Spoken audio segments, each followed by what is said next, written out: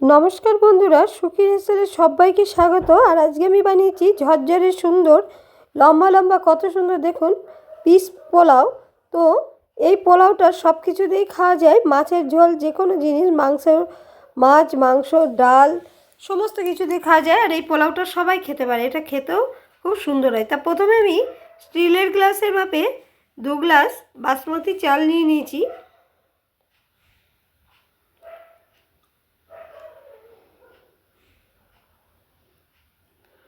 তো আমি 2 গ্লাস বাসমতি চাল নিয়ে নিলাম। এবার চালটাকে ভালো করে ধুয়ে নেব। চালটাকে এমন করে ধুতে হবে, খুব পরিষ্কার করে চালটাকে ধুয়ে নিতে হবে।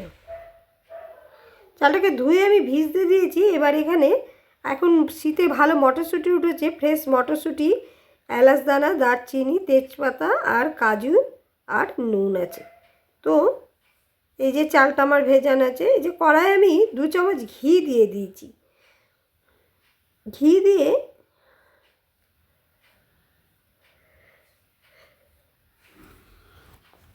গরম মশলা আর কাজুটাকে আগে ভেজে নেব। আগে আমি ভুলে কাজুটা দিয়ে ফেলেছি।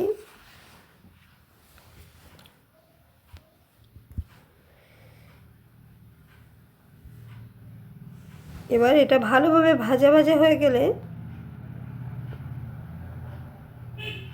এবার মটরশুঁটিটা দিয়ে দেব।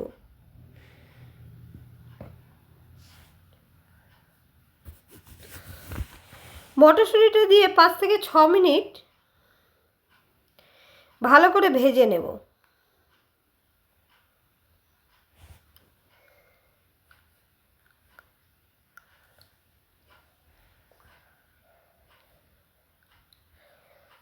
ওপর থেকে একটু নুন দিয়ে দিলাম।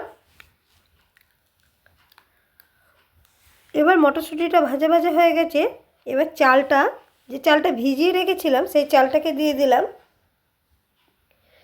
যদি আমার চ্যানেলের বন্ধু হন তো আমার চ্যানেলটাকে সাবস্ক্রাইব করবার অনুরোধ রইল, আর লাইক কমেন্ট শেয়ার করে পাশে থাকার অনুরোধ রইল। চালটাকে একটুখানি ভেজে নিতে হবে।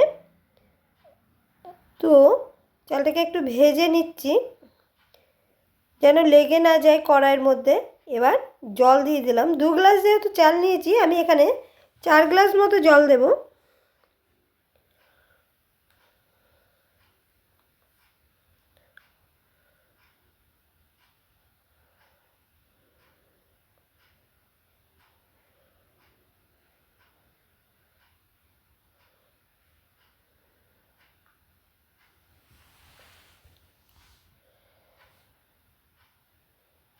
তো এইবার দেখুন আমার পোলাওটা কত সুন্দর ঝরঝরে হয়েছে।